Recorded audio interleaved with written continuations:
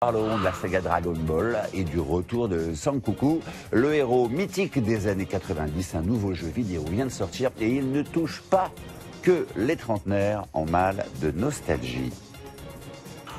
Son histoire se raconte depuis plus de 30 ans. Sangoku, extraterrestre aux cheveux improbables, ambassadeur officiel des Jeux Olympiques de Tokyo et héros de la saga Dragon Ball, un nouveau jeu vidéo vient de sortir et il ne touche pas que les trentenaires en mal de nostalgie. Non, Éric Hervé, Gaspard Poirieux et Guillaume Delalande.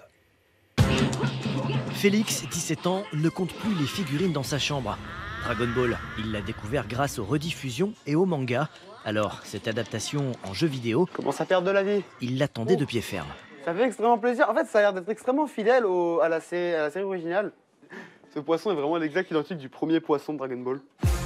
Fidèle jusque dans les détails, on appelle ça du fan service, c'est-à-dire jouer avec la nostalgie des fans. En 35 ans d'existence, les fans de Dragon Ball se comptent désormais par millions à travers le monde. La France est le premier pays, après le Japon, en termes de consommation de manga et notamment de Dragon Ball. Et ça faisait longtemps en effet qu'on nous demandait un jeu qui est vraiment fidèle à l'histoire de Dragon Ball et qu'on puisse la revivre. Depuis les années 80, on a pu incarner Sangoku dans une cinquantaine de jeux, mais beaucoup se sont focalisés uniquement sur les combats. Ce nouveau jeu promet de revivre toute l'histoire et côté animation, il surpasse le dessin animé dans un remake trait pour trait. Par contre, les très longs dialogues à la mise en scène statique déçoivent dans un jeu vidéo moderne. On s'ennuie un peu, c'est un petit peu longuet, il y a beaucoup de temps de chargement, il y a beaucoup d'allers-retours. Parce que voilà, c'est ce qui se passe dans le manga, mais forcément, ça s'appelle l'adaptation. Ce qu'on peut faire dans un manga ou dans un livre ne se passe pas forcément aussi bien dans un film ou dans un jeu, en l'occurrence.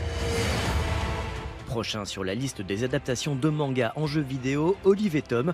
Avec attaque spéciale et boulet de canon, on espère juste ne pas y retrouver les longueurs du dessin animé original, car mettre 26 minutes à traverser le terrain serait très préjudiciable aux jeux vidéo. Voilà pour Dragon Ball. C'était le journal de la rédaction. Merci à tous de l'avoir suivi après la météo SNDM.